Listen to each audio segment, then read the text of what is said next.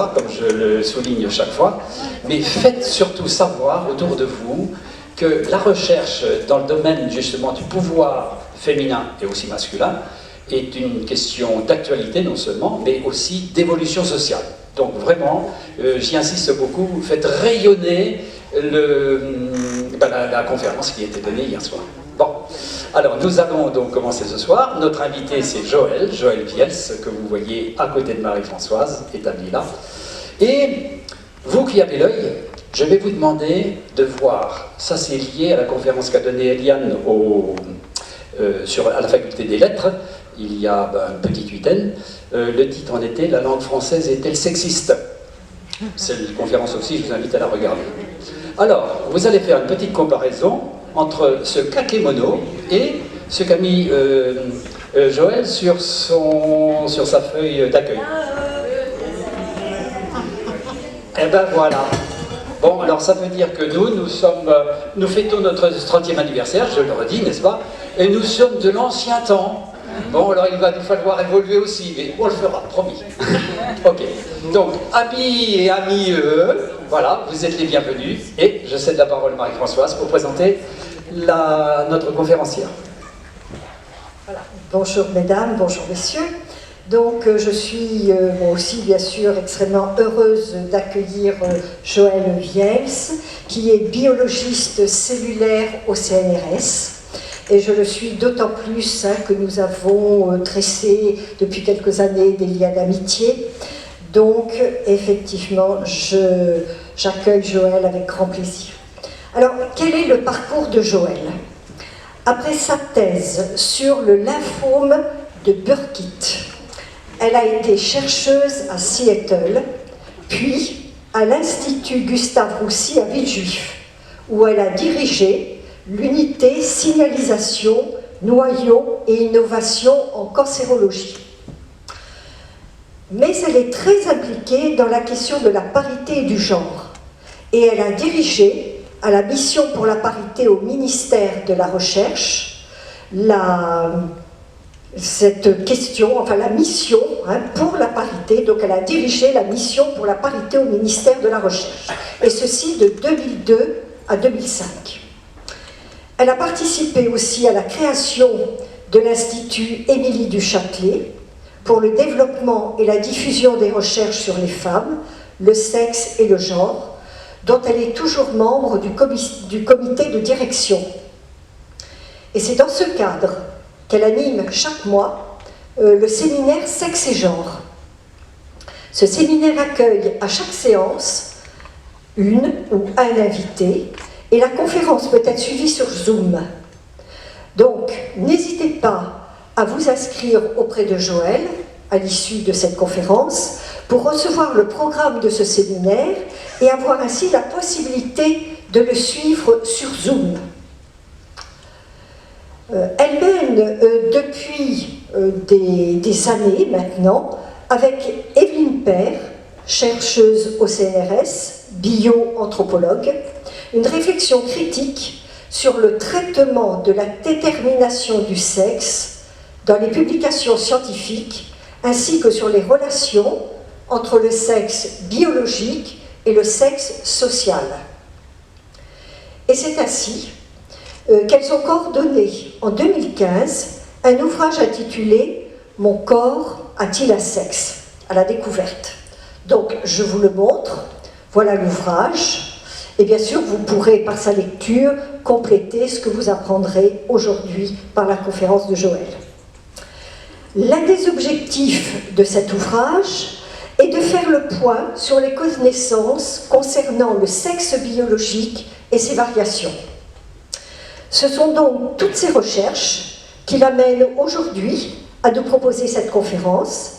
Combien y a-t-il de sexe? Savoir scientifique et questions sociétales. La parole est à toi. Merci beaucoup, Marie-Françoise. Moi, je vais commencer par remercier les amis de l'université de m'avoir invité à vous faire cette conférence dans ce magnifique endroit qu'est La Réunion. Je vous remercie aussi, toutes et tous, de votre présence, puisque ça prouve que vous avez de l'intérêt pour cette question. Donc je pose, combien y a-t-il de sexe? Et vous avez noté que j'ai mis un sous-titre qui s'appelle Savoir scientifique et questions sociétales, parce que au cours de ma présentation, j'aurai deux parties, en gros on va dire.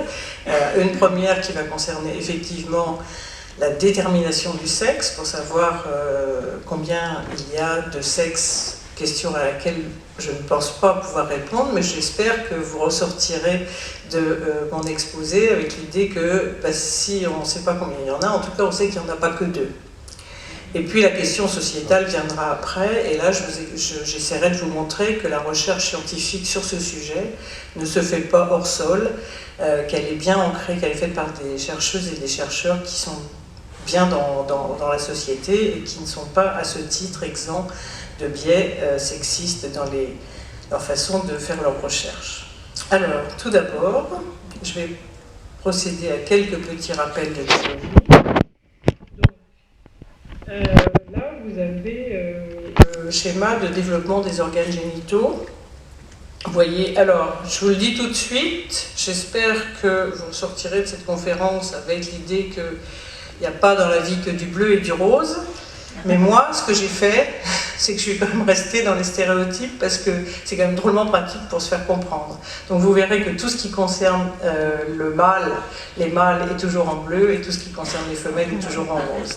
Je m'en excuse d'avance, mais bon voilà, je pense que dans un souci pédagogique, ça a une certaine logique quand même. Voilà, donc là on revient à notre sujet, donc là on est pendant la gestation, donc jusqu'à 5-6 semaines, les organes génitaux sont indifférenciés. Vous n'avez pas un organisme, un embryon de 5 à 6 semaines n'a pas de gonade qui se différencie entre on va dire la 7e et la 10e semaine, et les gonades qu'est-ce que c'est? Ce sont les testicules et les ovaires, je suis sûre que vous saviez déjà. Donc, entre la 6e et la 10e semaine, on va dire, un petit peu après la 9e semaine, l'organisme se différencie et ces organes indifférenciés deviennent différenciés, et notamment avec la fabrication des gonades. Alors cette partie de la différenciation jusqu'à la 10e semaine s'appelle la différenciation génétique. Donc je me suis dit qu'avant de vous montrer ce qui se passait vraiment, je pouvais peut-être faire un tout petit rappel de biologie. Vous le savez sans doute vous allez perdre un peu 5 minutes, mais toutes vos cellules, que ce soit vos cellules de peau, de muscles, tout ce que vous pouvez imaginer que vous avez dans votre corps, vous et les plantes et tout le monde, toutes ces cellules donc ont sont formées de ce qu'on appelle un cytoplasme, mais là on s'en fiche, et d'un noyau. Et dans ce noyau, il y a les chromosomes. Alors, j'ai une petite question, je crois que c'est à peu près la seule que je vous poserai. Les chromosomes, ils sont faits de quoi? C'est quoi la molécule qui fait les chromosomes? Tada! Allez, un petit effort, c'est en double brin, c'est une double hélice. Ouais, bravo, c'est de l'ADN. Exactement. Alors c'est de l'ADN, ça c'est une représentation schématique de l'ADN avec les paires de bases.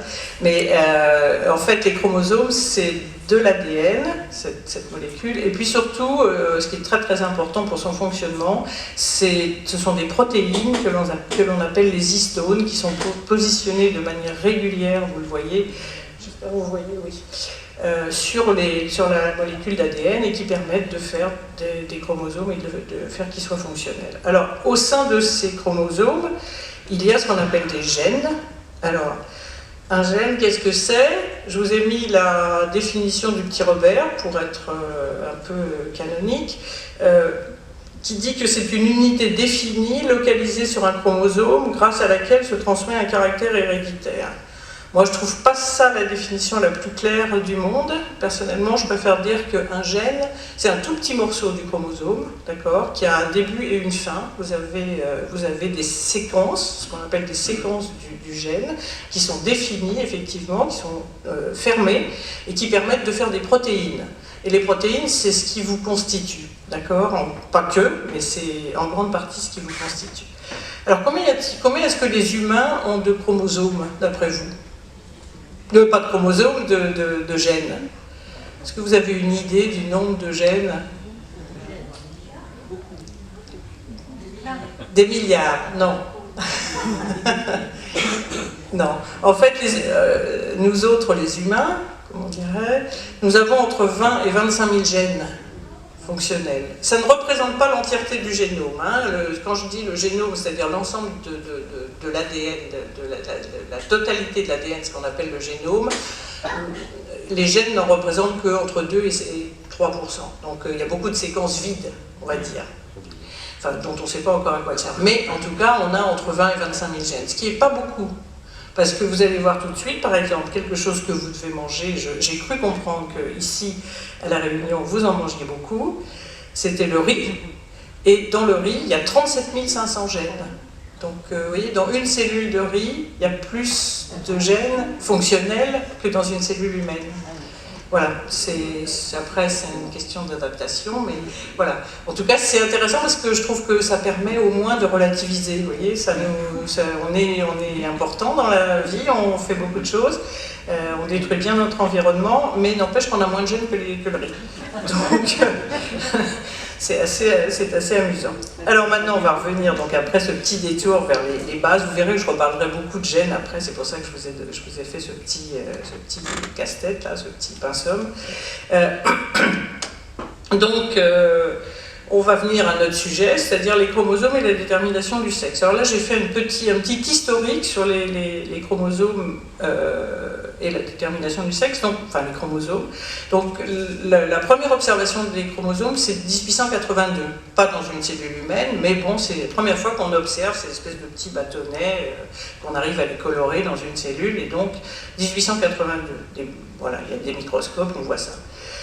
En 1923, on savait déjà qu'il y avait des organismes qui avaient, chez l'humain, 46 chromosomes. Donc, vous voyez que voilà, c'est un nombre fixe, mais vous allez voir que ce n'est pas aussi fixe que ça. Et c'est en 56 aussi, cette même année, qu'on détermine que, alors, ce qu'on appelle, on établit la formule chromosomique, donc 46 c'est le nombre total de chromosomes, et si vous êtes une femelle, vous avez 2 X, si vous êtes un mâle humain, vous avez, classiquement, on va dire, un X et un Y. Ça, c'est ce qu'on appelle les karyotypes, et pour vous illustrer ça, je vous ai mis 2 jolies photos, pour vous montrer que les scientifiques, on n'est pas que rébarbatifs, on sait aussi faire des jolies choses et des jolies colorations. Donc ça, c'est des chromosomes. Hein. Donc ici, avec une coloration par la technique de fluorescence FISH, fluorescent in situ hybridization, peu importe. Vous voyez que les chromosomes, ils vont toujours par paire. Ça, je dois vous rappeler vos cours quand même de biologie. Et il y en a 22 qui sont ce qu'on appelle des autosomes, c'est-à-dire qu'ils vont par paire, ils sont juste des numéros.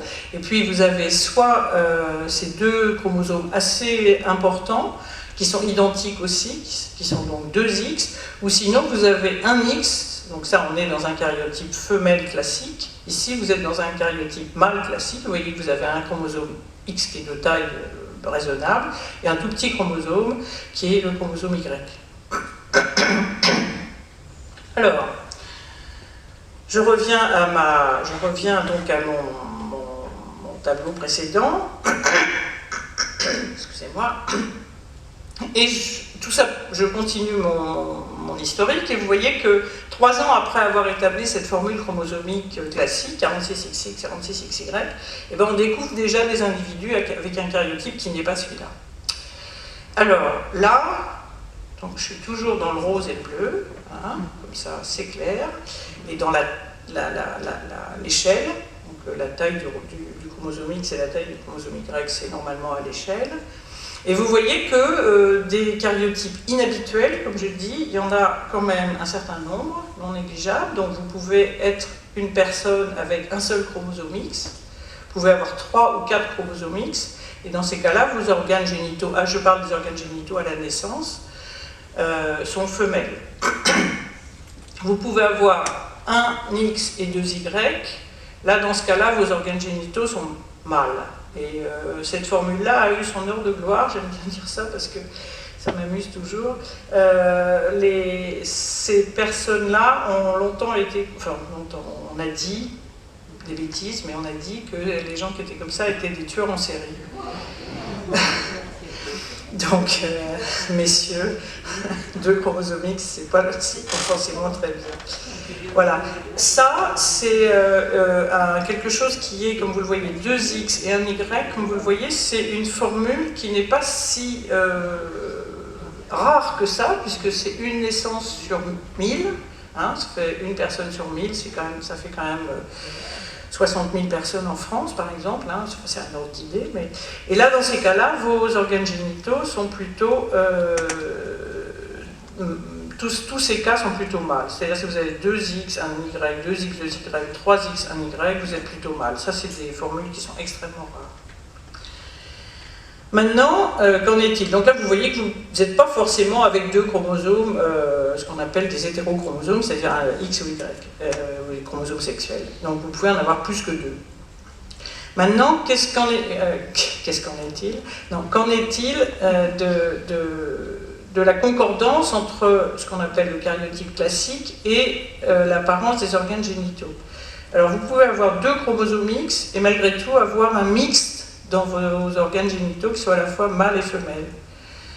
On appelle ça ovotestis maintenant, avant on appelait ça hermaphrodite. C'est assez rare. Vous pouvez avoir, enfin, bien que 1 sur 20 000, ce ne soit pas si rare que ça. Pour vous donner une idée, il y a une autre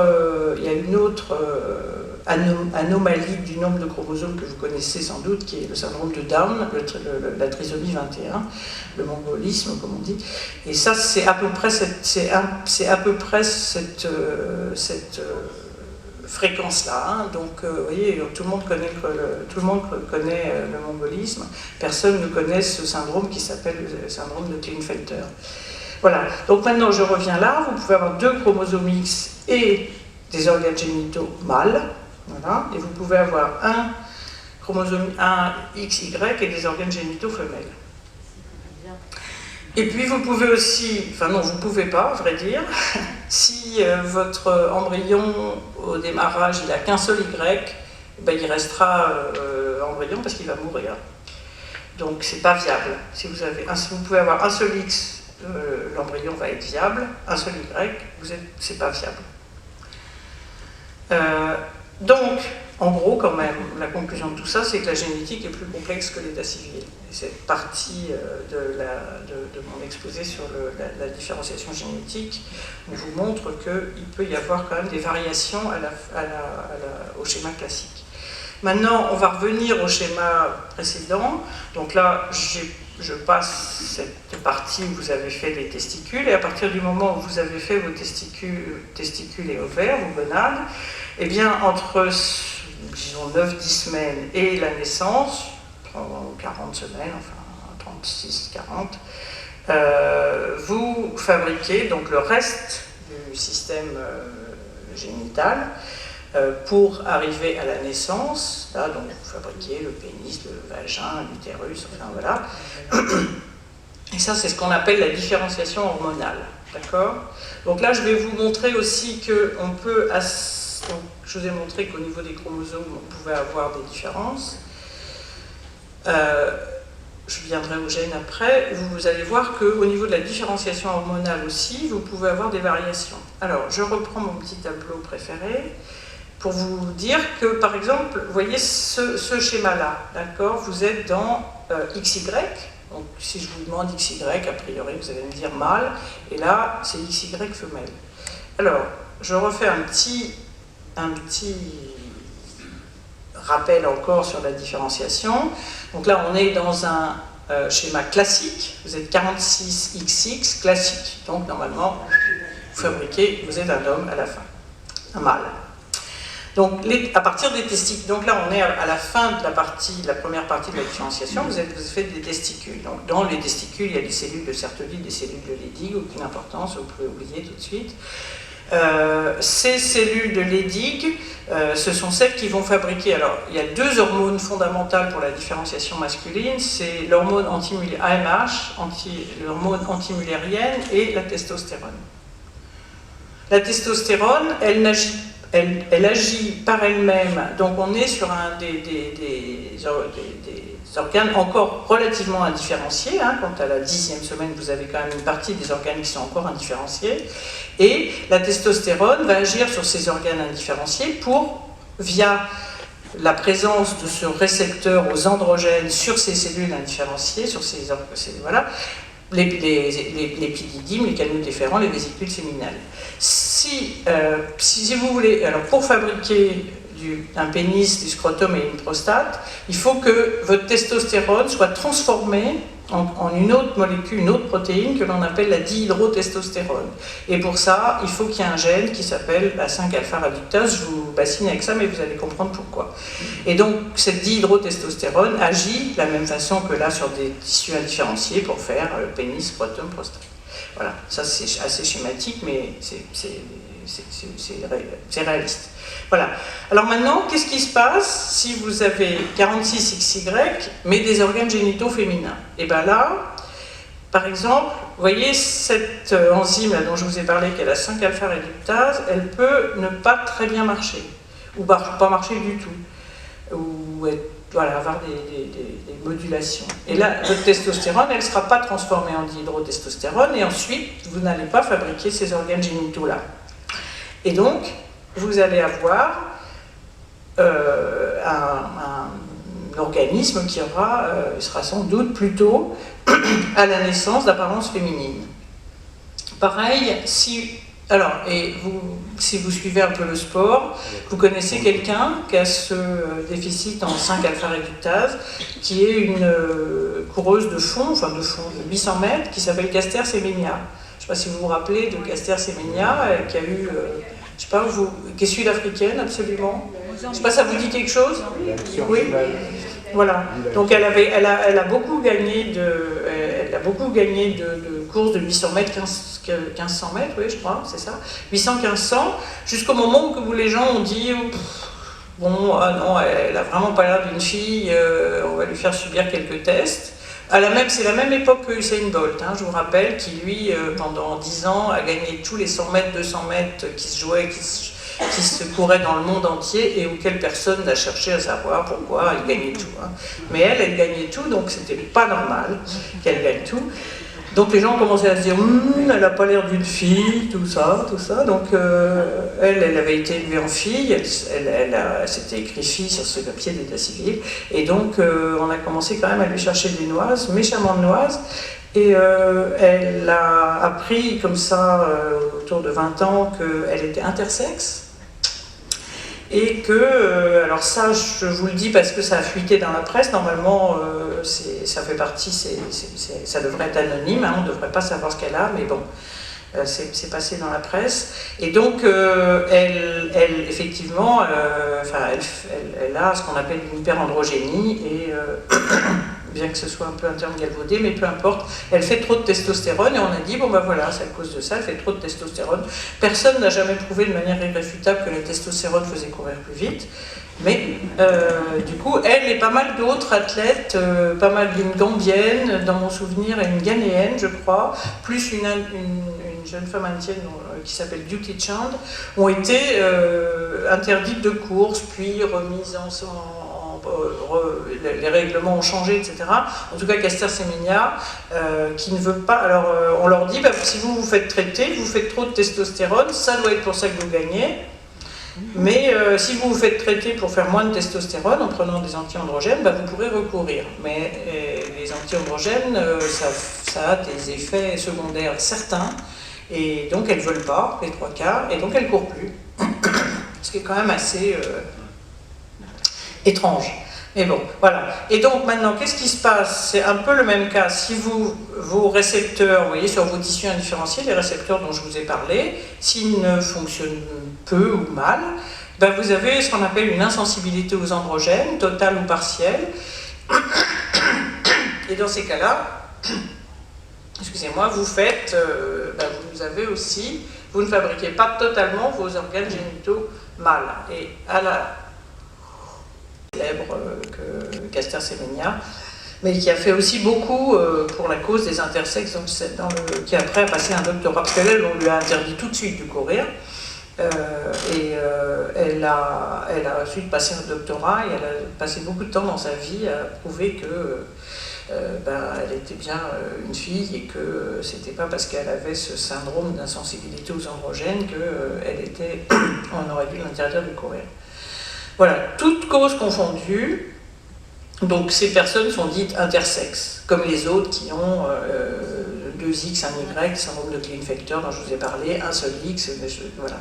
Toutes causes et symptômes confondus, on estime aujourd'hui que l'intersexuation concerne 1 à 2% de la population, ce qui n'est pas négligeable du tout. Voilà, donc en gros, vous voyez que des raisons de penser qu'il n'y a pas que 2 catégories de sexe au niveau de la biologie sont nombreuses quand même. Il y a beaucoup d'autres. Voilà, en général, là je ne vous ai pas posé la question, mais si je pose la question en disant qu'est-ce qui fait que vous êtes un homme ou une femme, les gens répondent en général XX ou XY. Vous voyez que c'est pas absolument. C'est pas XX et XY ne font pas des catégories étanches. Vous voyez, tout le monde n'est pas XX, et toutes les femmes ne sont pas XX et tous les hommes ne sont pas XY. Voilà. Donc maintenant, alors, je vais passer à la partie un petit peu plus sociétale pour vous montrer comment se fait la recherche. La recherche, est-ce qu'elle est neutre? Est-ce qu'elle se fait sur ce sujet comme sur d'autres aussi, mais il y a peut-être moins d'enjeux sur l'enjeu quand même de la sexuation et de mâle-femelle, c'est quand même la domination d'une catégorie sur une autre. Donc, est-ce que cette recherche se fait de manière totalement neutre? Ça ne vous étonnera pas si je vous dis que non. Alors, on va reprendre encore mon petit tableau. Et là, je vais m'intéresser à ce karyotype dont je vous ai parlé. Donc, ces personnes qui ont... la première personne qui les a décrits, c'est un médecin qui s'appelle Klinefelter, qui était allemand, je crois, qui a montré qu'effectivement, un certain nombre d'adolescents qu'on lui apportait pour des problèmes, parce qu'ils étaient très grands, ils avaient un développement sexuel qui était mâle, qui n'était pas absolument canonique, classique, et donc ces personnes, donc je rappelle 1 sur 1000, donc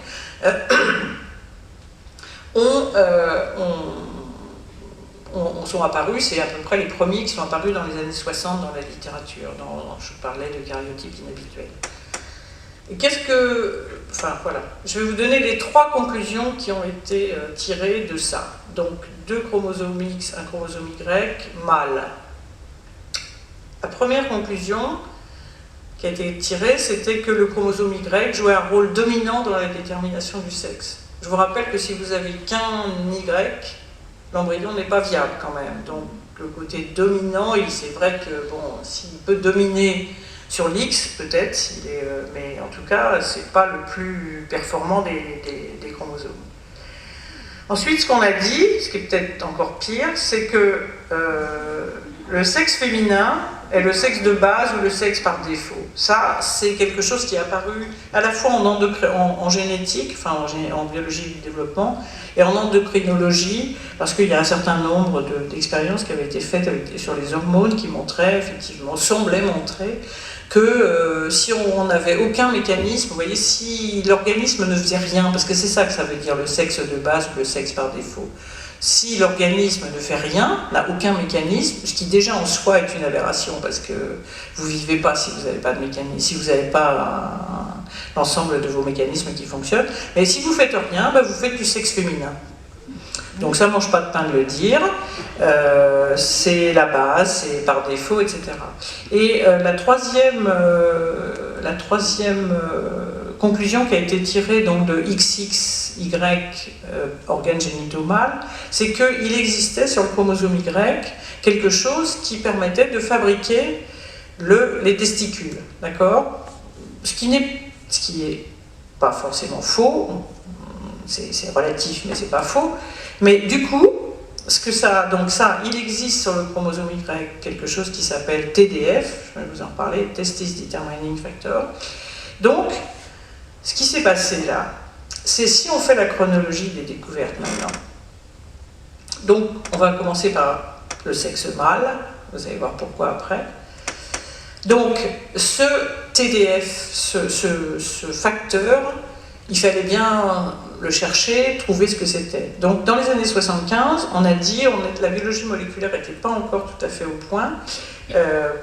On ne savait pas travailler précisément sur les gènes, et donc on s'est intéressé aux produits du gène, c'est-à-dire une protéine, que là on savait voir. Et on a dit, eh ben voilà, s'il y a HY sur les cellules sexuelles, et même pas que, mais enfin bon, s'il y a cet antigène, alors le fœtus va devenir mâle. Donc c'est lui qui a ce rôle de facteur déterminant les testicules. Bon, lui, il a quand même tenu à peu près 10 ans, un peu plus de 10 ans dans ce rôle. Mais après, la biologie moléculaire est arrivée, on a beaucoup mieux manipulé les gènes eux-mêmes. Et là, on a découvert un autre gène, un gène qui s'appelle ZFY, donc tous ces gènes, donc là, on pourrait dire le gène HY, il s'appelle aussi comme ça, sur le chromosome Y. Celui-là, il est sur le chromosome Y, ça veut dire doigt de zinc, zinc finger sur le chromosome Y, qui est une fonction qui est des protéines qui ont des fonctions particulières. On a dit, bah, ça y est, on a trouvé les organismes mâles en ont, les organismes femelles en ont pas. Poum, lui, il n'a pas tenu plus de 2 ans, parce qu'on s'est rendu compte qu'il y avait un ZFX et qu'il y avait un peu n'importe quoi, n'importe où. Donc il y avait aussi sur le chromosome X l'équivalent, donc ça ne collait plus. Dans les années 90, on a découvert un gène qui s'appelle SRY, qui est, alors on a dit, c'est le facteur de détermination des testicules. Quand je dis le facteur de détermination des testicules, je devrais le mettre en majuscule parce que à cette époque-là, enfin qui n'était pas il y a si longtemps quand même, 30 ans quoi, on disait mais c'est lui tout seul il fait tout. Donc vous verrez que c'est pas vrai. Mais voilà, on a découvert ce gène SRY, donc il y a encore une fois un petit bout du chromosome Y. Et lui, il est effectivement important pour la détermination mâle. À partir des années 2000, fin 90, 2000, on s'est rendu compte que beaucoup d'autres gènes jouaient un rôle dans la détermination du sexe. Et tous ces autres gènes, des dizaines d'autres gènes, sont sur des chromosomes qui ne sont pas du tout les chromosomes sexuels. 1, 2, 12, 11, enfin bref, voilà. Donc c'est complexe, la détermination du sexe, mâle et femelle. Maintenant, la détermination du sexe femelle. Si je fais la chronologie des découvertes, voilà, je suis dans les années 70, il ne se passe rien. Personne cherche, personne trouve. 80, pareil, personne cherche, personne trouve. 90, toujours pareil. Ça fait 20 ans qu'on cherche le facteur de détermination des testicules quand même. Vous voyez que c'est pas rien 20 ans en recherche. 20 ans, c'est beaucoup de travail. Beaucoup d'équipes, beaucoup de travail. Et il faut attendre 94 pour qu'une équipe identifie, même pas encore un gène, mais une région sur le chromosome X qui est impliquée dans le développement des ovaires. C'est compliqué, mais c'est une région dupliquée qui fait que les individus deviennent des femelles. Et donc, donc c'est 1994. Et il faut attendre 2 ans après, cette même équipe, enfin un peu, vous savez, nous en sciences on travaille beaucoup en collaboration, de labo en labo, donc là c'était une équipe, je crois, anglo-italienne, là je crois que il y a plus que c'est agrandi, enfin il y a plus de collaboration. En tout cas, on identifie un gène donc qui joue un rôle dans le développement des ovaires. Bon après, peu importe, c'est pas tout à fait vrai que ça joue un rôle dans le développement des ovaires, mais ce qui est sûr, c'est que ça empêche les testicules de se faire. Donc, bon, voilà. Donc là, vous voyez que quand même 20 ans, 20 bonnes années de retard, et on n'a toujours pas rattrapé. Alors, tout ça, c'est pas par hasard qu'on fait ces recherches-là, parce que regardez ce qui est écrit. Donc là, on est dans les années 78, je crois. On parle de HY, qui a tenu le coup entre 75 et 85 ou 87 même, je crois que je me suis trompée. Le schéma embryonnaire de base chez les mammifères est intrinsèquement féminin, je vous ai dit. Le développement masculin est dû à des interventions en 2 étapes sur ce schéma de base. Le chromosome Y dirige l'organisation de la gonade embryonnaire, indifférenciée en testicules et pas en ovaires. Donc il y a tout le vocabulaire intéressant de la direction de l'orchestre à le schéma de base. Pareil, là on est aussi sur HY, c'est une revue générale qui s'appelle Mécanisme de détermination des gonades, qui d'ailleurs ne parle que des testicules, je vous rassure. Le chromosome Y possède des fonctions régulatrices dominantes pour la différenciation du sexe, puisqu'un embryon sans chromosome Y se développe en femelle. Enfin, je sais pas, vous voyez, tout ce qui est le vocabulaire est vraiment pas anodin, quoi. Hein. Il y a du nom, du sang, du sang SANS, enfin bref, c'est formidable. Ensuite, on parle de ZFY, donc là, et je vous ai mis les copies des articles parce que pour vous montrer que c'est quand même par exemple celui-là, hein, c'est un article de Nature, donc vous voyez que Nature, c'est pas non plus, c'est pas le petit journal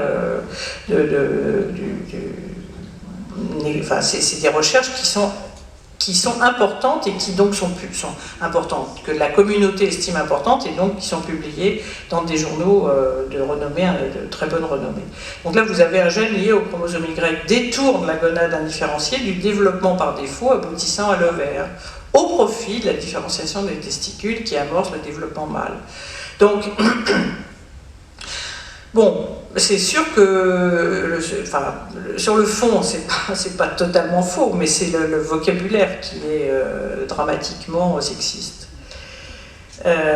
Même chose ici, donc là on a changé, on est sur le gène dont je vous parlais tout à l'heure, SRY, qui a été découvert en 90 et qui est toujours un gène important, contrairement aux 2 autres qui ne jouent aucun rôle de fait dans la détermination du sexe. Et là, vous avez le chromosome Y des mammifères joue un rôle crucial dans la détermination du sexe. Un embryon qui hérite d'un chromosome Y se développe en mâle, alors qu'un embryon qui n'a pas de chromosome Y se développe en femelle. Sauf que pour 1994, le mode de développement femelle peut être considéré comme le schéma par défaut du corps, schéma qui peut être contrecarré par la formation des testicules afin de produire un mâle. Tout ce qui est valorisé, tout le vocabulaire valorisant est le vocabulaire qui forment les testicules. Alors bon, ils veulent faire passer leur papier, mais quand même. Alors là, on est sur quelque chose qui est encore un petit peu subtilement différent, mais qui est très fréquent dans toutes ces publications des années entre 80, on va dire, entre 75 et 2000. C'est l'événement central dans la détermination du sexe chez les femelles, c'est la différenciation à partir de la gonade indifférenciée des testicules plutôt que des ovaires. Pour cette raison, la détermination du sexe est équivalente à la détermination des testicules. Je vous jure, je vous montre une coupe de testicules et une coupe d'ovaires, vous verrez que c'est des tissus qui sont incroyablement compliqués tous les deux, et je pense que les ovaires ont un certain rôle pour le maintien de notre espèce, n'est-ce pas? Donc, j'ai du mal à croire que la détermination du sexe, le sexe en tant que fonction, hein, si on le considère comme une fonction de reproduction, soit équivalente à la détermination des testicules. Parce que les testicules tout seuls, pas sûr qu'ils feraient grand-chose. Si on passe maintenant à la presse un peu grand public, alors Eliane disait hier qu'il y avait toujours une fois par an, il y avait toujours des trucs sur les hommes de pouvoir, sur le pouvoir, sur les philosophes, une fois par an aussi, il y a toujours un numéro spécial du Point, du Nouvel Obs, de la recherche sur les différences hommes-femmes. Et vous voyez que là, on est en 90 et ils sont contents, ils disent dans le développement normal, le chrome du chromosome Y est très simple, ça commence plutôt bien, limité, ce qui est plutôt bien, mais capital quand même. Hein, vous voyez, il se contente d'empêcher la différenciation, la gonade indifférenciée future glande sexuelle de fabriquer comme sa nature l'y pousse. Hein, la nature pousse à faire de l'ovaire. Mais s'il y a un petit plus, Ah, formidable, ça fait du testicule. C'est quand même assez fatigant quand on lit ça. Enfin, moi, pendant longtemps, ça m'a fatigué. Voilà, un testicule qui produira la testostérone, cette hormone mâle indispensable au développement masculin du fœtus. Je vous rappelle que, alors c'est vrai pour le développement masculin du fœtus, mais je vous rappelle que tout le monde fabrique de la testostérone, hein, hommes et femmes comprises. Voilà. Qu'en est-il depuis le début des années 2000 ? C'est un peu mieux. Allez, on va être à une petite note d'optimisme pendant 2 diapos. Le contrôle génétique du développement gonadique se fait par des voies moléculaires mâles ou femelles. Quand même là, on a fait un grand progrès. On admet qu'il y a des voies moléculaires mâles ou femelles qui conduisent la gonade bipotentielle vers un testicule ou un ovaire. On est 25 ans après, enfin on a eu 25 ans depuis 75, là on est même en 2010, 30 ans le testicule, c'est la seule chose qui est importante. Donc bon, ça s'arrange. Pareil, là on est même un peu avant, en 2005. Des preuves de plus en plus nombreuses indiquent que l'organogénèse de l'ovaire n'est pas un processus passif qui survient par défaut en cas d'absence du développement des testicules. Donc, bon, c'est un peu mieux, on va dire que, en général, maintenant, je ne sais pas si c'est aussi MeToo qui est passé par là, mais on ne voit plus beaucoup de testicules, développement par défaut, on en voit moins. Cela dit, alors c'était mes 2 diapos positives. Là, je vous présente 3 manuels scolaires qui ont été édités en 2010, qui ont eu leur heure de gloire, parce que je ne sais pas si vous vous rappelez, c'est les premiers manuels scolaires, Bordas, Hachette et je ne sais plus qui a parlé du sexe et du genre. D'accord ? Donc, grande révolution, en tout cas ce qui concerne le genre, mais ce qui concernait le sexe, c'était très moyennement révolutionnaire parce qu'en 2010, il disait encore « Il suffit donc de posséder cette information génétique pour avoir un appareil reproducteur masculin. En l'absence de cette information génétique, c'est un appareil génital féminin qui se développe. » Donc, bon, 2010 quand même, hein, il pourrait se tenir au courant. Pareil sur celui-là, le sexe du futur enfant est déterminé au moment de la fécondation, c'est la présence du chromosome Y, porteur du gène de la masculinité, qui chez l'embryon oriente le développement des épauches gonadiques en testicules. Ceci impose ensuite le développement d'un phénotype masculin. En leur absence, le développement de l'appareil génital se fait dans le sens féminin. Voilà, donc là, ça n'a pas beaucoup changé. Le dernier, je vous le mets pour le plaisir. Du sexe génétique au sexe différencié. Pendant les premières semaines de la vie embryonnaire, les gonades sont indifférenciées. L'embryon de sexe masculin possède un chromosome Y. Les chromosomes jusque-là indifférenciés deviennent des testicules. En absence de chromosome Y, les gonades se différencient en ovaires.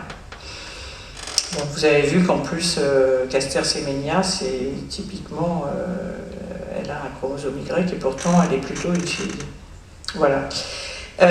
Alors, je m'approche de ma conclusion.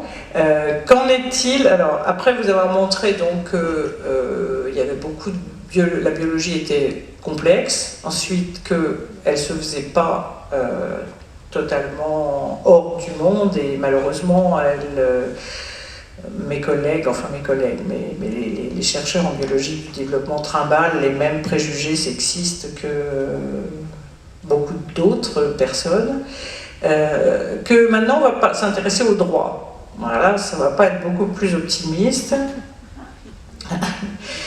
Que dit le droit français sur le nombre de sexes? Éventuellement, je vous dirai un mot sur le pas français après. Alors, en 75, il y a un monsieur qui a en 2015, pardon. En 2015, il y a un monsieur qui avait une cinquantaine d'années, je crois, qui avait été auquel on avait donné le sexe mâle, qui s'était jamais senti, qui avait des organes génitaux pas classiques, et qui s'était jamais senti vraiment homme, pas vraiment femme d'ailleurs, il se sentait intersexe. Et donc il a demandé à l'administration de marquer neutre à la place de F ou M, il a demandé N, neutre.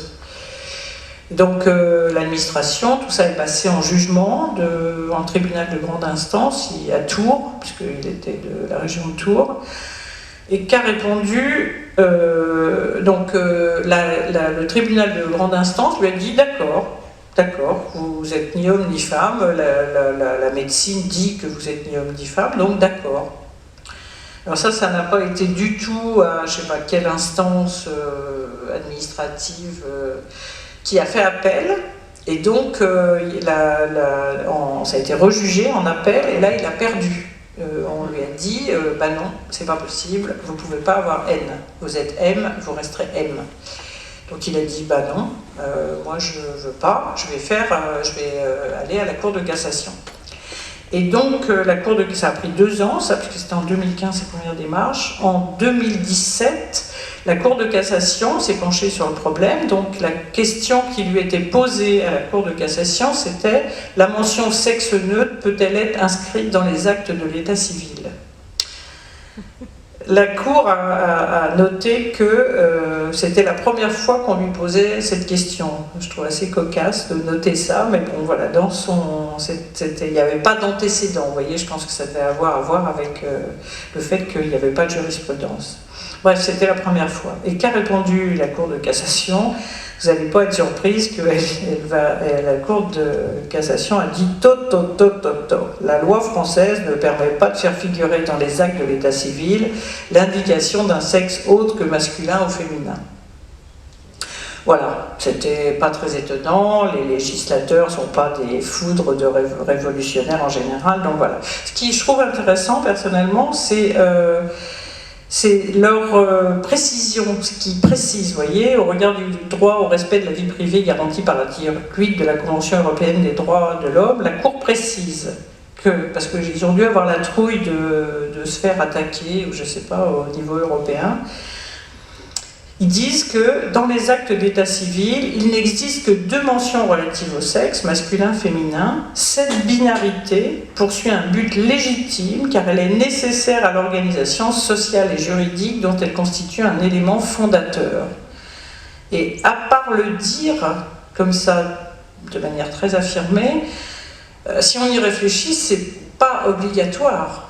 Je veux dire, oui, c'est important d'avoir des statistiques sexuées, certes, pour savoir que les femmes sont moins payées que les hommes. Mais pour le fonctionnement de la société, franchement, savoir qu'il y a des hommes et des femmes, c'est c'est une notion, si on y réfléchit, oui, a priori, on peut se dire, bah oui, c'est important, il faut qu'on se marie entre hommes et femmes. Bah non, maintenant, ça marche même plus, on peut se marier entre hommes ou entre femmes. Mais c'est pas faux. Je vois pas pourquoi masculin-féminin serait nécessaire à l'organisation sociale et juridique. Donc voilà, ça se discute. Après, est-ce que la bonne réponse c'est neutre ? Ça aussi, ça se discute. Hein. On discutait hier avec Eliane. C'est vrai qu'il y a d'autres réponses que le droit européen, que le droit français. Il y a beaucoup d'autres pays où c'est possible de parler de neutre. Il y a une 3e case, qui est soit blanche, soit X, soit N, mais aucun des pays n'a la même... cette 3e case ne correspond pas à la même chose. C'est-à-dire qu'il y a des pays où le Népal, l'Indonésie, etc., ça correspond à des catégories de gens qui sont plutôt des trans, on va dire, des gens castrés, donc c'est une autre catégorie, ça n'a rien à voir avec les intersexes. Il y a les pays européens comme l'Allemagne ou le Danemark où effectivement on met à la fois des intersexes dans cette 3e catégorie, des gens qui demandent à être dans cette 3e catégorie ou des trans. Et puis il y a la Suisse qui elle dit on va pas décider, on va dire que on dit mâle et femelle, les parents disent mâle-femelle, mais tout individu qui est intersexe pourra, la biologie dira qu'il est intersexe, pourra changer son sexe quand il se sentira. On n'opère plus, parce que ce que j'ai oublié de vous dire, ce que j'ai oublié de vous dire et qui est très important, c'est que les intersexes, ils sont pas bien traités dans la société. Ils sont opérés, quand on s'aperçoit à la naissance qu'ils sont intersexes, on les recase à droite ou à gauche, hommes ou femmes, et pour certains c'est assez dramatique. Ma diapo d'avant, il y a beaucoup, maintenant il y a pas mal de collectifs qui se sont créés depuis. Alors le premier à être créé évidemment c'était en Amérique, parce que les Américains sont assez forts pour faire des lobbies, ou des regroupements, et donc la première société d'intersexe c'est Intersex Society of North America, qui n'existe plus maintenant, qui s'est transformée en une autre, et eux ils avaient beaucoup fait de lobby auprès des chirurgiens, des endocrinologues, etc. Leur but, c'était de faire arrêter les interventions très précoces. Et ils y sont pas mal arrivés. Donc sinon, il y a des organisations internationales des intersexes, aux USA, dans les pays francophones, en Europe en général. Et vous voyez que ça, j'ai pris ça sur le site de OII Europe. Bon voilà, ça c'est des militants intersexes qui n'ont pas, c'est pas E.T., hein, c'est pas des martiens, c'est pas, voilà, c'est des personnes comme vous et moi. Voilà, il y a un collectif qui s'appelle Intersex et Alliés, ça c'est des Français. Ceux-là, je les connais un peu. Et leur association, c'est des Belges. Comme moi je suis un peu belge, ça me fait plaisir. Ça s'appelle Genre Pluriel, et ils font beaucoup de sensibilisation justement auprès des parents, auprès des écoles, etc. à ce que c'est qu'être intersexe. Voilà. Alors je finis par un peu d'autopromotion. Comme vous le disait Marie-Françoise, j'ai dirigé avec mon amie et collègue bioanthropologue Evelyne Père un livre qui s'appelle Mon corps a-t-il un sexe. En fait, il y a beaucoup, vous trouverez ce que moi j'ai dit, mais vous trouverez aussi, dans la première partie, vous m'entendez je pense, la première partie reprend, enfin c'est des articles, il y a le mien mais il n'y a pas que le mien, il y a d'autres articles qui présentent la construction du corps sexué, donc, dont Evelyne Père qui a fait un truc sur l'histoire du sexe. Ensuite, dans la deuxième partie, c'est un peu plus physiologique, puisque vous voyez qu'on parle du sexe qui envahit tout le corps, avec quelque chose sur le squelette, donc à nouveau par Evelyne, mais sur le cerveau, par Catherine Vidal, le cerveau a-t-il un sexe, la voix a-t-elle un sexe, voilà. Et c'est l'impact du sexe et du genre, enfin l'impact du sexe, enfin le lien sexe et genre, on va dire. Troisième partie est plus une partie qui parle des animaux, dont un article très intéressant que je vous conseille, qui est celui de Michel Kreutzer. Et puis la quatrième partie, c'est plus identitaire, c'est plus de la psychologie, plus des articles d'identité. Et il y a notamment l'article d'un intersexe que je connais, qui est un ami, qui s'appelle Me dire simplement, où il explique effectivement ce qu'a été sa vie dans son enfance entre l'école et l'hôpital, en gros. Donc voilà. Et je vous remercie.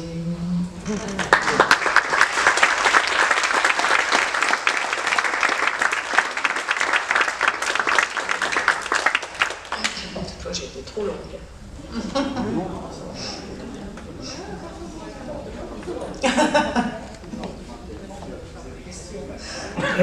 Alors, évidemment, comme chaque soirée que nous passons ensemble, l'échange se fait maintenant avec la salle. Ah, très bien. Allez. Oui, moi j'ai une question par rapport à la sexualité et la procréation des personnes intersexes et surtout des XXY. Est-ce qu'il y a des problèmes au niveau sexualité et procréation? Oui, alors, ce qui est sûr, c'est que beaucoup d'intersexes, par exemple, si on prend le cas des athlètes, là, il n'y a pas de détection à la naissance, d'accord? C'est-à-dire les organes génitaux apparaissent, on va dire, féminins ou masculins, avec, bon, maintenant, de nos jours, avec les échographies dans les pays développés, c'est un petit peu plus... la détermination du sexe est un peu plus poussée, mais bon, pendant très longtemps, on disait, bah voilà, c'est une petite fille, c'est un petit garçon, enfin, voilà. Donc, il y a beaucoup de cas où c'est invisible, donc où l'intersexe situation va se montrer à l'adolescence, par exemple. Et donc il y a beaucoup de gens qui sont détectés parce qu'ils arrivent, enfin un certain nombre de cas qui arrivent parce que justement ils ont des problèmes de stérilité. Donc bon, c'est pas, je pense, enfin c'est pas, je suis pas médecin moi, hein, donc c'est pas mon domaine de prédilection, mais on va dire que l'immense majorité des intersexes sont stériles. D'accord. Souvent, ils ont des organes génitaux qui sont souvent sous la forme de bandelettes, qui ne sont pas vraiment des organes génitaux, vous voyez, qui sont assez mal internes. Hein. Je vous parle des ovaires ou des testicules ou de tout ce qui est système génital interne. Donc, c'est un peu difficile d'avoir de se reproduire dans ces cas-là. Mais cela dit, il y a un article de Nature qui est paru il y a, je crois que ça doit être 5 ans, je crois qu'il date de 2017, qui faisait un peu le point justement sur les différents cas de ce que je vous ai raconté sur la sexuation, et qui rapportait, vous savez, les médecins aiment beaucoup rapporter un cas. Un cas parce que c'est un cas exceptionnel, ce qui est bien parce que c'est comme ça qu'on a fait les statistiques 1 à 2%, par exemple. Vous voyez, c'est en projetant le nombre de cas rapportés par rapport au nombre de naissances qu'en gros on a réussi à peu près estimer qu'il y avait 1 à 2% de la population qui était intersexe. Mais donc il y a un cas qui a été rapporté dans les années en 2015, je crois, d'une personne qui est venue consulter parce qu'elle avait des problèmes de reins. Mais c'était un monsieur qui avait 70 ans, enfin vous voyez, qui s'est mis à avoir des problèmes de reins, qui ne fonctionnaient pas. Et donc il a fallu qu'il l'opère. Peut-être, je ne sais pas vraiment ce qui lui est arrivé. Mais à ce moment-là, ils se sont rendus compte que ce monsieur, il avait un vagin. Or, ce monsieur, il avait eu 4 enfants. Donc, vous voyez, on peut avoir quand même les deux systèmes, dont un. Alors, il y en a un qui est... Je pense pas qu'il aurait pu être enceinte, mais bon, vous voyez, c'est quand même, c'est compliqué, quoi. Voilà. Donc non. En gros, la réponse à votre question est plutôt l'intersexuation est associée à la stérilité.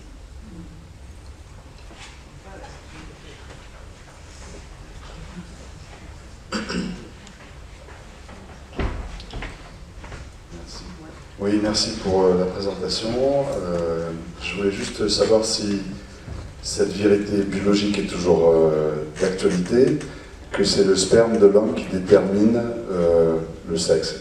C'est-à-dire que le spermatozoïde, je crois X ou je sais pas quoi, enfin, je n'y connais rien, je vous pose la question. Et puis j'avais effectivement cette question de savoir si les personnes qui ont ce genre on va dire, ou malformation, ou je ne sais pas. Effectivement, j'avais pensé, je me pose la question, si elles étaient stériles ou pas. Et dernière réflexion, j'ai récemment regardé les comptes rendus d'un généticien, et qui disait qu'en ce qui me concerne, avec mes 70 ans passés, j'ai eu plus de 40 000 mutations pour chacune de mes cellules, et qui sont toutes dégressives. Et qu'a priori, dans un futur proche, les personnes qui auront des difficultés à être intègres, on aura de plus en plus de personnes, entre guillemets, anormales sur le plan biologique. Alors, voilà, je voulais savoir ce que vous en pensez. Je ne comprends pas ce qu'il a dit. Vous voulez dire, quand vous dites dégressive, vous voulez dire récessive? Par exemple, moi, j'ai ma peau qui devient flasque. J'ai un certain nombre de muscles qui sont... Tout ça, c'est des pertes de capacité qui sont dues à... Toutes nos cellules sont renouvelées, à part certaines, je ne sais pas. Et à chaque fois, elles perdent de leur... je sais pas quoi, elles perdent de leur capacité initiale. Et il y a une déperdition, donc des qualités, etc. Voilà. Et en plus, il semblerait que ce soit transmissible. Oui, la vieillesse est transmissible. Je le confirme là. Regardez-moi, par exemple. Alors, la première question. C'est sur le testicule.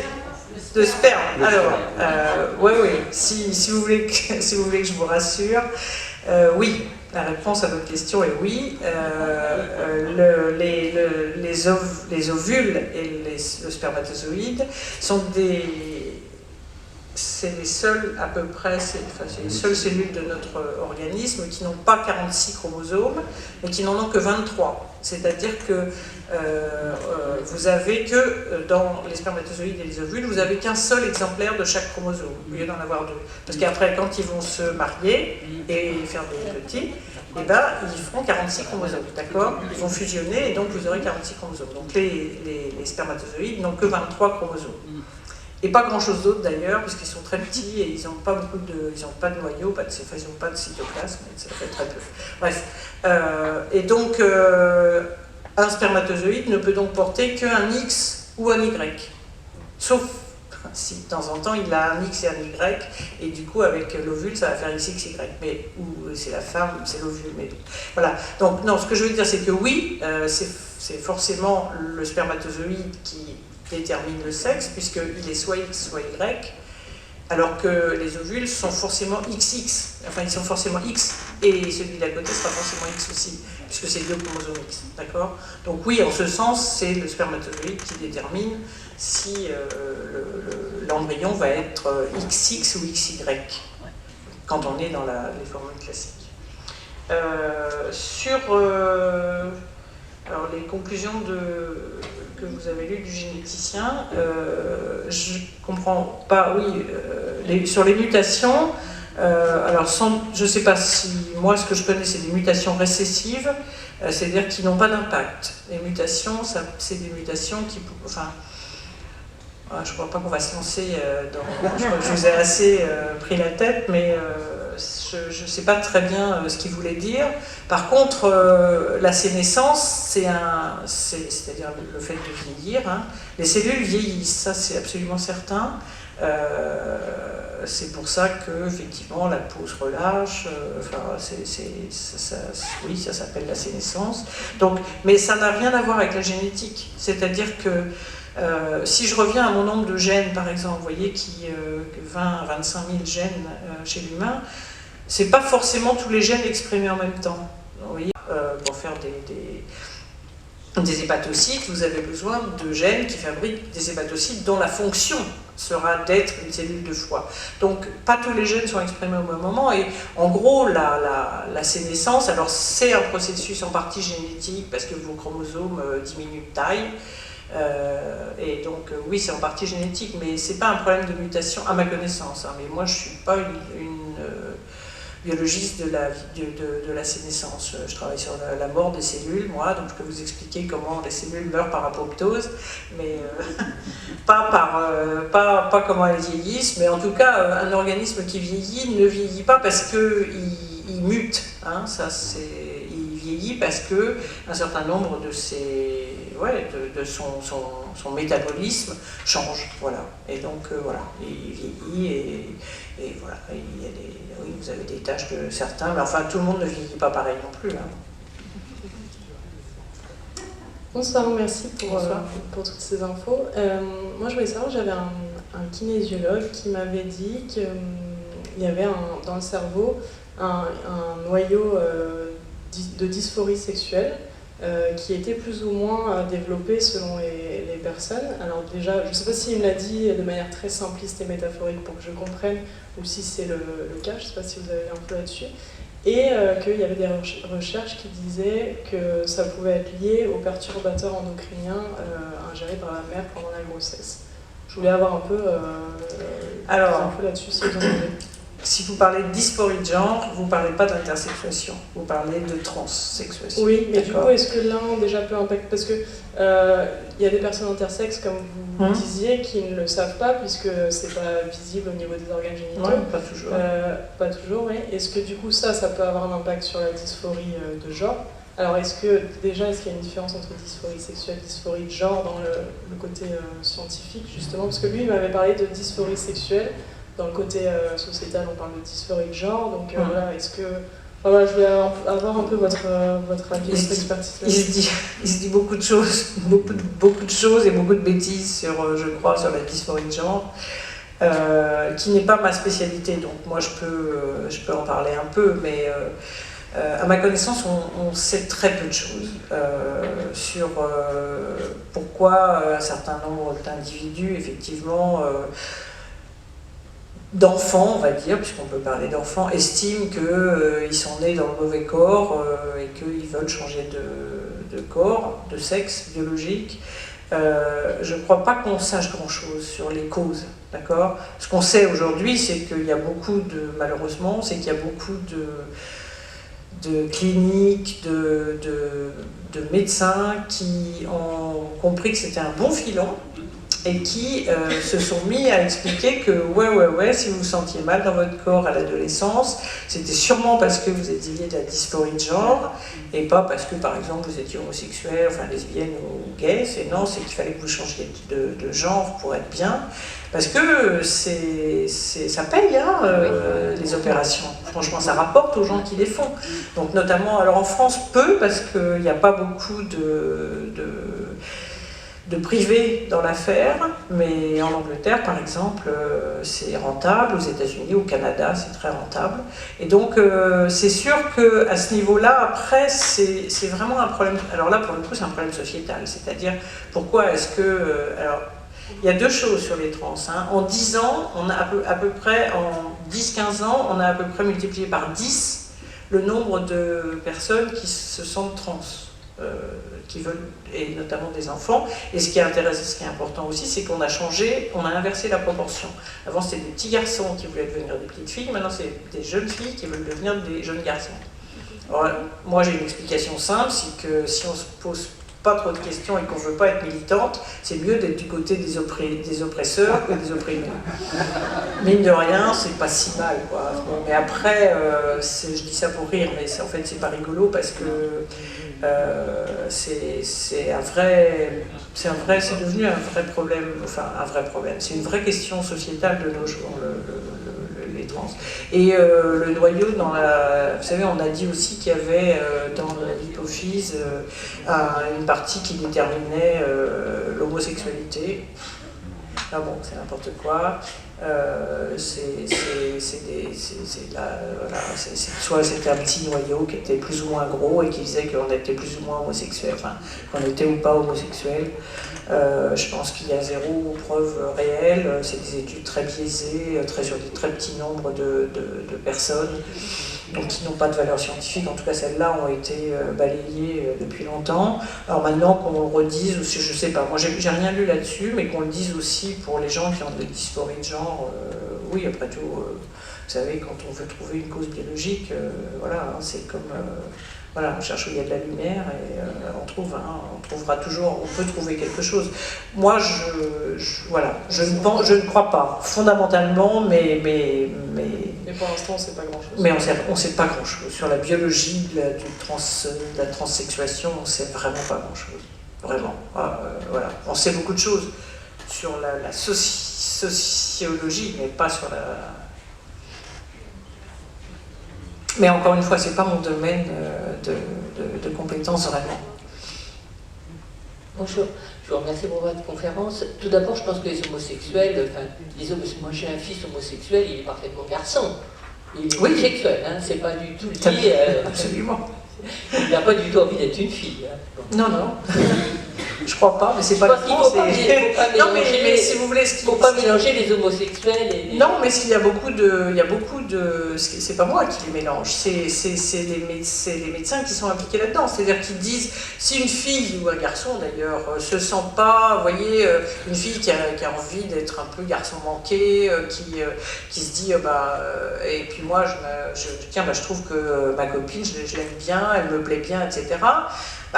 Bon, assez logiquement, il y a 15 ans, 20 ans, 50 ans, on se serait dit, moi je suis lesbienne, je suis homosexuelle, voilà, la vie va pas être forcément facile, mais voilà, je vais faire avec. Mais maintenant, il y a des gens qui leur disent, non, c'est pas ça que vous êtes dysphorique de genre, c'est-à-dire devenez un homme, et comme ça, vous pourrez vous marier avec votre petite copine. Bon, c'était pas la question que je voulais vous poser. Je voulais vous poser une question, et quid de la même chose chez les animaux? Quid de quoi? Des intersexes? Oui. Alors, les intersexes, j'ai une réponse. Chez les chats, les chiens. Ouais, alors chez les chats, les chiens, je ne sais pas. Chez les vaches, je peux vous dire la réponse. Parce qu'il y a une étude qui est parue il y a quelques années en Allemagne. En Allemagne, c'est des champions de l'élevage des vaches en batterie.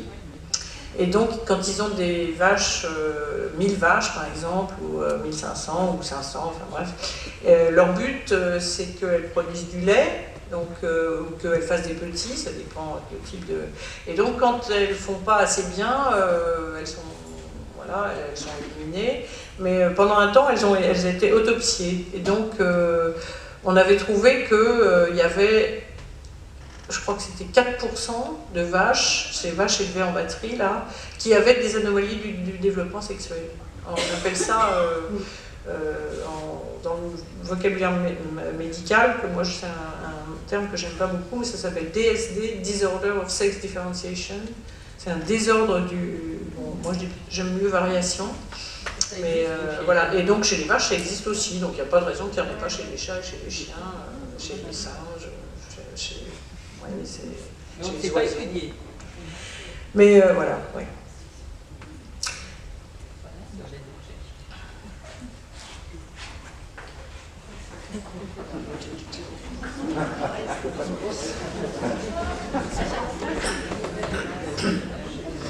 Bonsoir, merci pour cette présentation. Alors déjà, première chose, ça me donne envie de me replonger dans les bouquins de lycée pour voir ce qui a évolué ces 20 dernières années. Oui, je devrais le faire aussi. Mais... Du coup, je me posais la question, vous avez parlé tout à l'heure de la législation, donc on parlait de 2017 avec le document de la Cour de cassation. Je ne sais pas du tout comment ça a évolué en France ces 6 dernières années. Et ma question était surtout,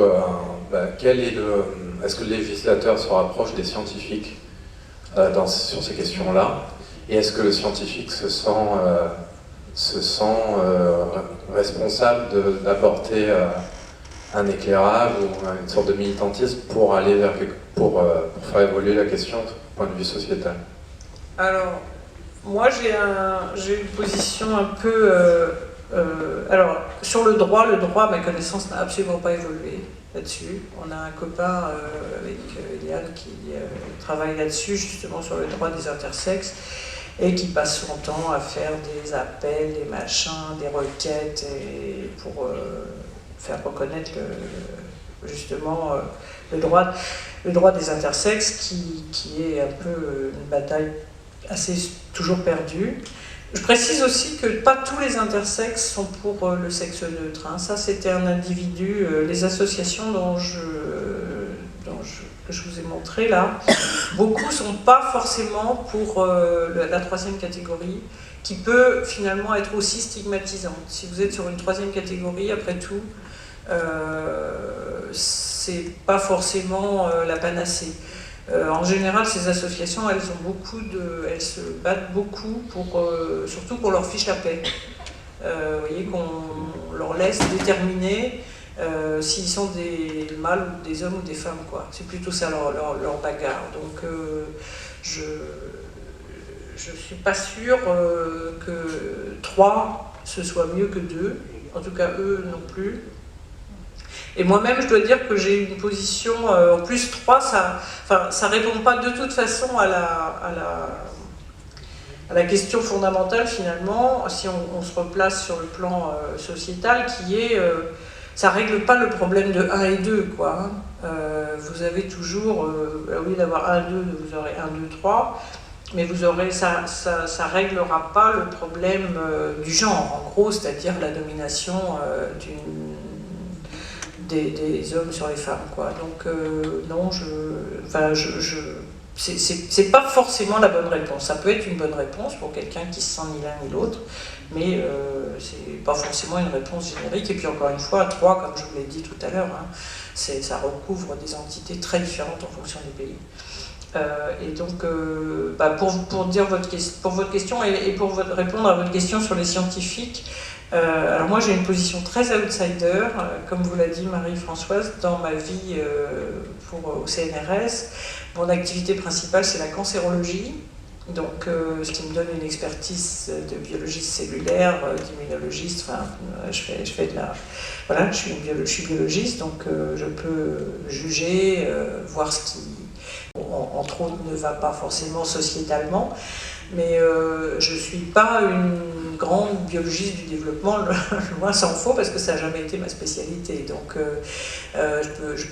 je ne pense pas qu'il y ait beaucoup de liens entre le droit et les gens qui font de la biologie du développement. Il y a beaucoup de liens entre les médecins et le sport. Alors là, pour le coup, par contre, il y a beaucoup de médecins qui soit sont pour défendre les intersexes et le fait qu'elles soient considérées dans le sexe où elles ont été élevées. Je dis elles parce que celles auxquelles on fait des problèmes, c'est toujours des filles, hein, jamais des garçons. Et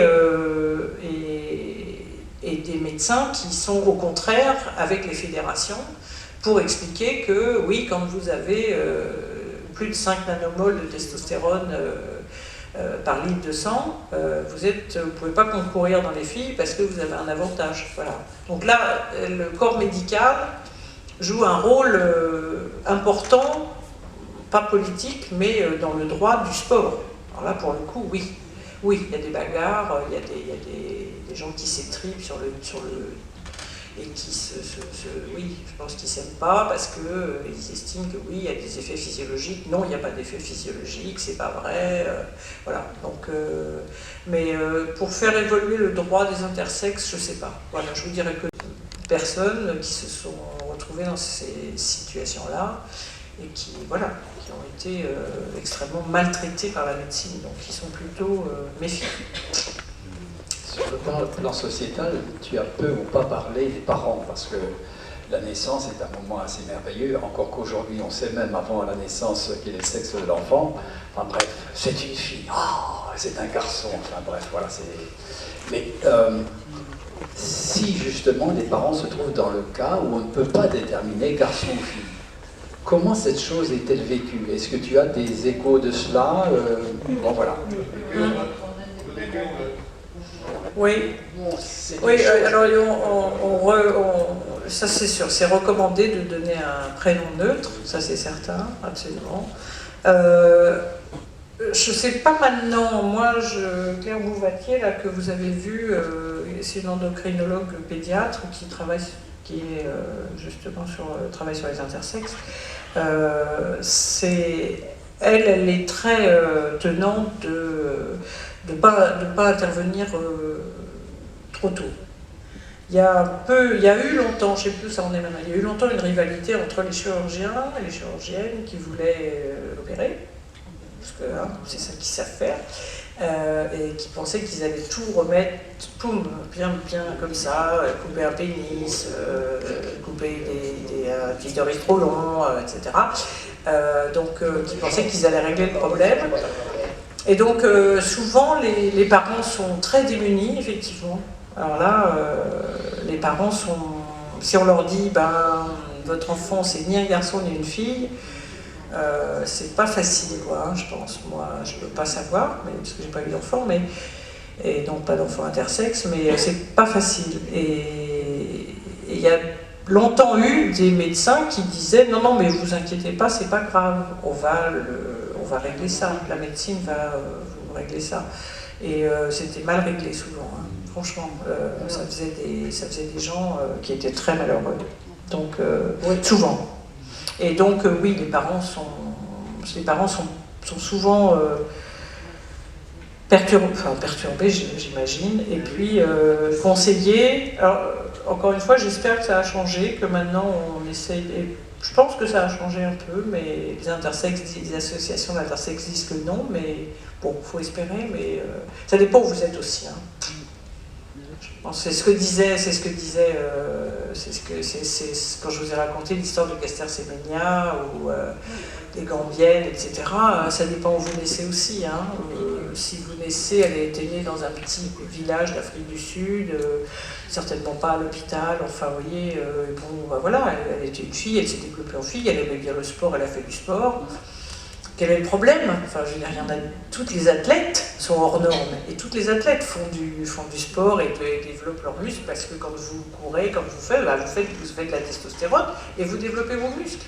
Donc, c'est pas... vous voyez, c'est... Et là, personne ne m'a jamais dit qu'elle était intersexe. Hein.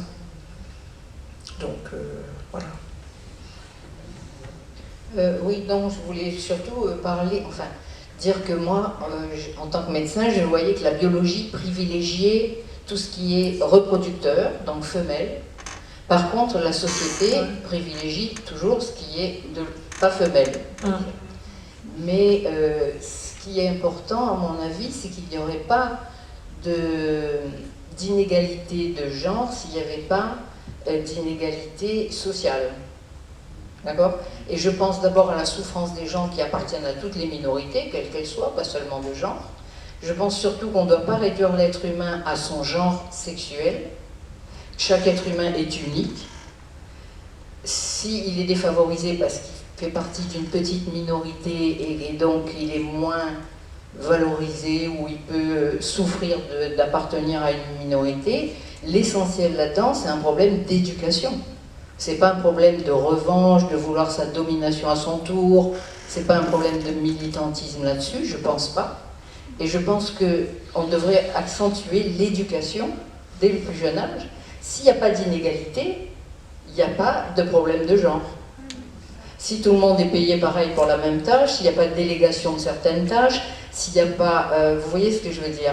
Parce que, quel que soit, on est un testicule féminisant, ça fait des super femmes. On a eu une superbe actrice italienne, qui est donc stérile bien sûr, mais qui est connue de tout le monde, qui était avec un chromosome XY. On a des chimères, on a des mosaïques. C'est-à-dire quand vous prenez une cellule un jour, le lendemain vous pouvez prendre une autre cellule avec d'autres chromosomes. Donc en fait ces problèmes-là, c'est un peu pédaler dans la semoule. Chaque être humain est unique, il faut qu'il ait une estime de soi-même suffisante pour ne pas souffrir du biais des majorités. Et ça, c'est une question d'éducation. C'est pas tellement... D'ailleurs, je suis un peu choquée de l'association scientifique avec la société. C'est comme si on disait, finalement, où on va mettre la limite entre le grand et le petit. Est-ce qu'une personne grande est mieux qu'une personne petite? Est-ce que le petit doit militer pour être plus grand? Est-ce qu'il va se faire opérer, se rajouter des centimètres? Non, là, je pense que c'est peut-être prendre le problème... qu'est-ce que vous en pensez? Mais est-ce qu'il ne faudrait pas prendre le problème autrement, plutôt essayer de faire en sorte que les gens souffrent moins de ces choses-là? Ça, c'est ce dont vous parlez, c'est pas de la société humaine. La société humaine, elle est à l'inverse de ce que vous dites. Regardez les livres de biologie de 2010 qui continuent à véhiculer des erreurs, qui dévalorisent les filles. Et le racisme, on a beau dire, enfin les scientifiques ont dit, Jacquard, qui était un grand généticien des populations, a dit dans les années 70, tous les bioanthropologues, je dirais ma collègue Evelyne Père, et ils ont tous publié des livres, fait des colloques pour expliquer que les races n'existaient pas. D'accord? Il n'y a pas de race humaine, ça n'existe pas. Donc, une fois que vous avez dit ça, voilà, la réalité c'est qu'on vit dans une société où les biais sexistes existent, où les biais racistes existent, et oui, il faudrait éduquer tout le monde de la même façon.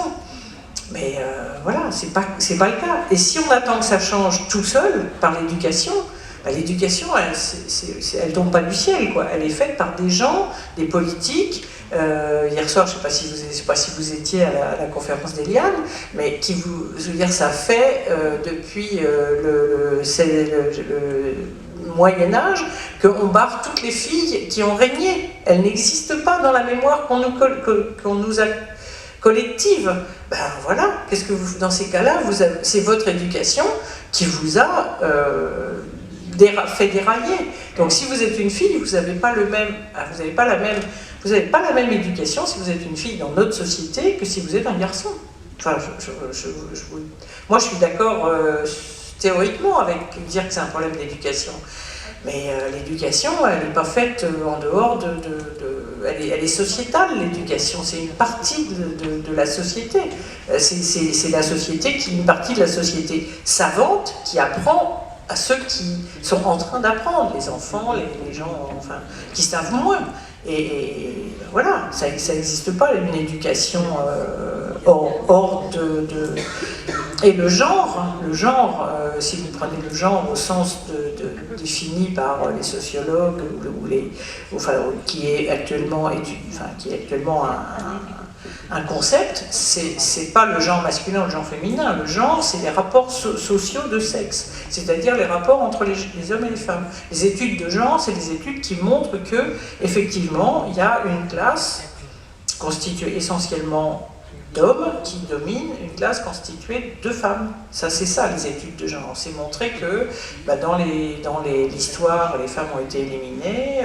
Dans la littérature, on étudie Balzac, Voltaire, Rousseau, enfin, c'est pas de la littérature, mais et jamais les femmes.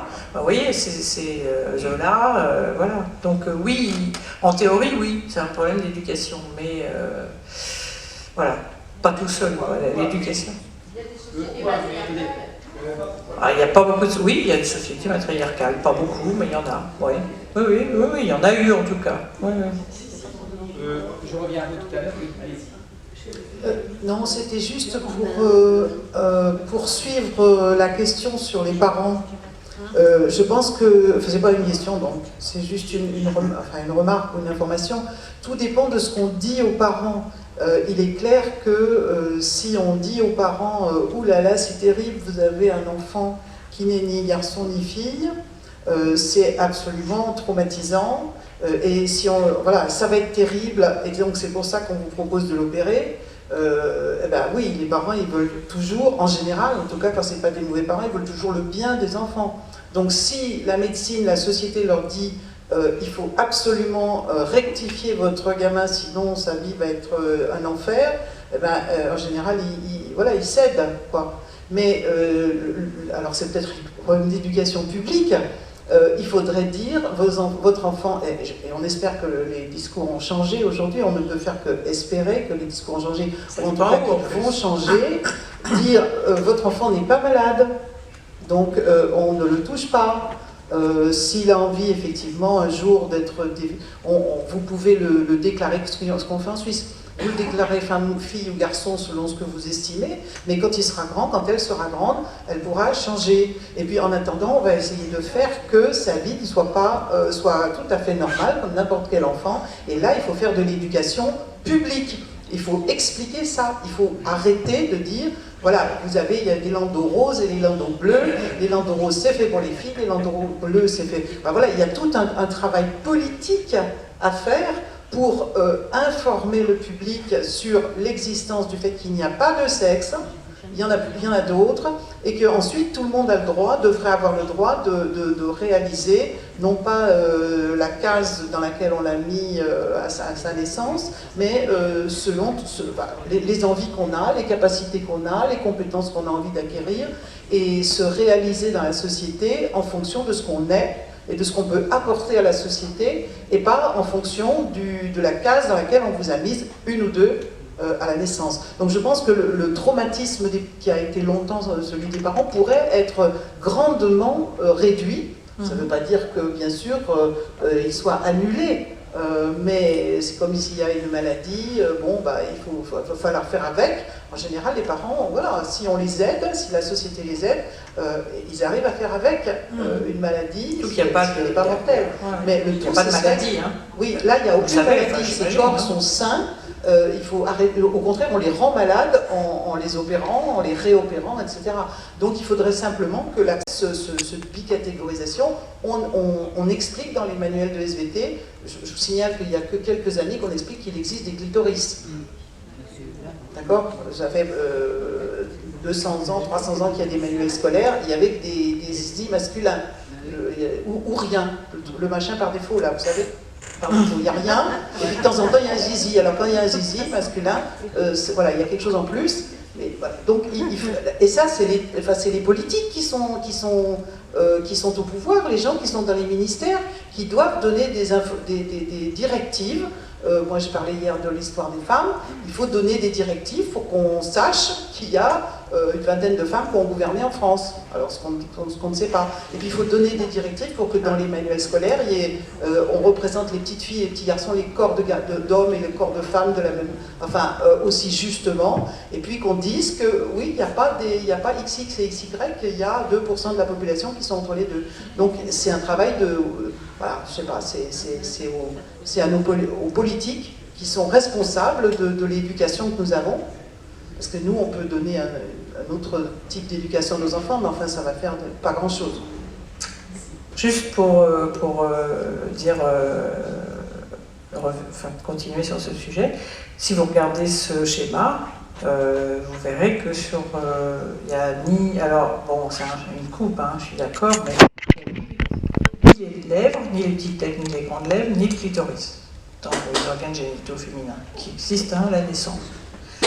Bon, alors après, c'est une question de représentation, mais bon, ils n'existent pas. Bon, ils datent de 93, j'avoue que, bon, je n'ai pas recherché récemment parce que je les trouve simples et clairs, mais voilà, il les manque. C'est sûr que le clitoris, ça a 10 ans dans les manuels scolaires. Voilà. Oui, je voudrais savoir si on a fait des études sur les facteurs qui pourraient favoriser comme vous dites, les karyotypes inhabituels, les facteurs environnementaux ou je sais pas, parce que moi j'ai contact avec des amis sages-femmes qui me disent qu'on voit de plus en plus de cas d'ambiguïté sexuelle à la naissance. Oui, oui, la réponse à la question est je ne sais pas, parce que je crois encore une fois que on ne sait pas, mais ce qui est sûr, enfin non, j'exagère en disant ça, oui, votre amie, elle a certainement raison. On a beaucoup dit par exemple que l'eau, vous savez, il y a beaucoup de molécules qui ressemblent aux androgènes, qui sont rejetées, parce que bon, finalement, beaucoup d'hormones se ressemblent, hein, et beaucoup d'hormones, soit masculines, soit par exemple tous les hormones que vous prenez, la pilule, etc. Tous ces molécules se retrouvent effectivement dans les eaux, alors à plus ou moins grande dose importante, etc., en fonction de là où vous habitez, si vous habitez près d'une station d'épuration, quel type d'eau vous buvez. Et oui, il y a eu des études, il y a quelques années en tout cas, qui montraient qu'effectivement, l'environnement n'était pas du tout anodin sur les problèmes de différenciation, oui. Alors, je sais que ça avait été montré, je crois, me souvenir pour les poissons, par exemple. Oui. Les poissons, c'est des poissons, ils vivent dans l'eau, donc ils sont directement impactés par l'environnement où ils grandissent. Hein, d'accord, donc effectivement, eux, si l'eau est polluée, comporte trop d'hormones qui agissent sur la différenciation sexuelle, oui, c'est vrai. Mais donc, oui, à part ça, oui, il y avait eu des études sur les humains et qui montraient qu'effectivement, pouvait y avoir des cas d'ambiguïté sexuelle qui étaient liés à... Je ne sais pas si ce n'étaient pas des études qui portaient sur les hypospades. Vous savez, l'hypospade, c'est quand... ce qui est considéré comme un cas d'intersexuation d'ailleurs, parce que l'hypospade, c'est un pénis dont... c'est une personne donc, qui a un pénis dont l'urètre ne sort pas au bout, mais à l'origine du pénis. D'accord, ou enfin tout le long d'ailleurs. En fait, c'est un problème de différenciation sexuelle parce que l'urètre, au lieu de se refermer pendant la différenciation, elle ne se referme pas, le canal ne se fait pas. D'accord. Et donc, effectivement, il débouche un peu n'importe où le long du pénis. Et ça, je crois qu'il y avait beaucoup, ça c'est très fréquent, hein, c'est une naissance de garçons sur 300, entre 250 et 300 hypospades Donc c'est beaucoup. C'est pas, vous voyez, 1 sur 300, petits garçons qui naissent comme ça, c'est pas nul. Et je crois qu'il y avait des études qui avaient montré ça, justement, qu'il y avait des effets sur de l'environnement. Oui, c'est assez inquiétant.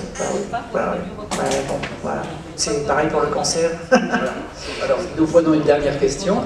Oui, parce qu'il est moins 5 déjà.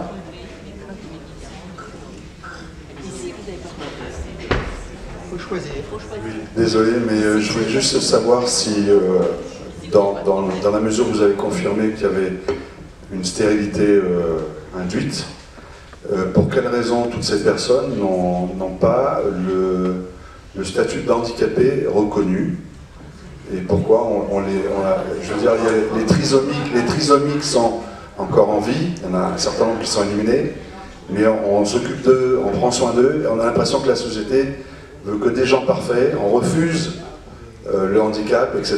Et donc je me posais la question, je ne sais pas ce que vous en pensez. Voilà. Alors stérile, c'est 10% de la population. Hein. Donc si vous mettez à peu près, les chiffres, c'est à peu près ça. Alors c'est des causes de stérilité extrêmement variées, mais les gens stériles, pas forcément d'ailleurs pour des maladies, hein, si vous avez un certain nombre de maladies transmises sexuellement, il y en a qui vous rendent stérile. Enfin, la stérilité n'est pas, à ma connaissance, un handicap. Avoir des enfants, c'est bien pour la société, bien sûr, mais c'est pour vous, ça n'a pas plus. Enfin, c'est pas votre.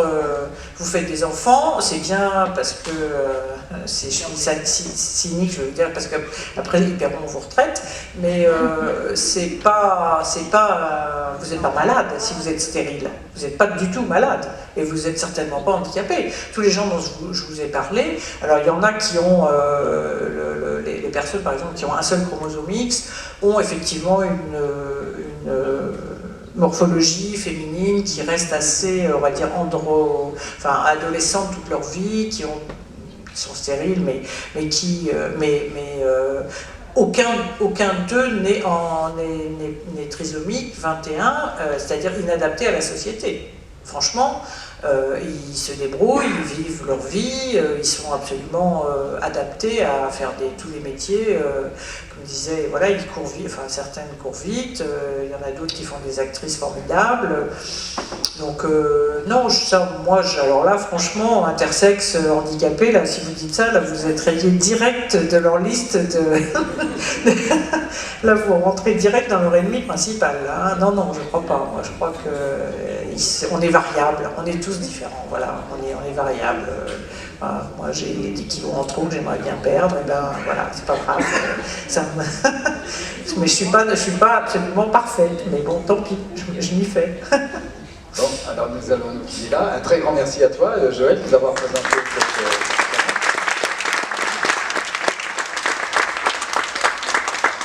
Vous avez bien compris les uns et les autres, il ne s'agit pas d'imposer évidemment des opinions ou des savoirs, mais ce qui est important pour nous, en tout cas à l'université, c'est de vous proposer justement des conférencières exceptionnelles, hein, j'ai dit, hein, les conférencières exceptionnelles, qui vous permettent justement d'avancer dans votre réflexion. Alors nous continuerons naturellement, comme tous les 15 jours, et je vous invite pour la prochaine conférence qui sera le 14 mars, Mieux vaut prévenir que guérir, les atouts préventifs de la médecine traditionnelle à La Réunion. Voilà la conférence qui vous sera offerte à nouveau. J'espère que vous y viendrez et que vous inviterez aussi vos amis. Voilà. Nous en parlerons à l'Assemblée Générale à laquelle je vous convie. Ouais. Oui. Eh bien, l'Assemblée Générale se tiendra le samedi 11 mars 9h30 à l'hôtel à l'Amanda, c'est cela. 9h30, on vous offrira un petit casse-croûte, quelque chose comme cela, voilà, parce que la convivialité est une chose très importante et on sait que ça passe souvent par la bouche, n'est-ce pas? Tellement c'est agréable. Et puis ensuite, nous débattrons de tous les sujets et ferons les bilans pour l'année passée. Voilà. Donc j'ai dit cela, et puis je vous invite aussi pour ceux et celles qui seraient intéressés par la photo, demain à l'université du Tampon, bibliothèque universitaire, il y aura un vernissage, excusez-moi, je recherchais le terme, un vernissage du collectif des photographes de l'ARPEC, et le thème en est la réunion Tipa Tipa. Autrement dit, ce sont des photos que vous avez prises, j'imagine, dans la nature.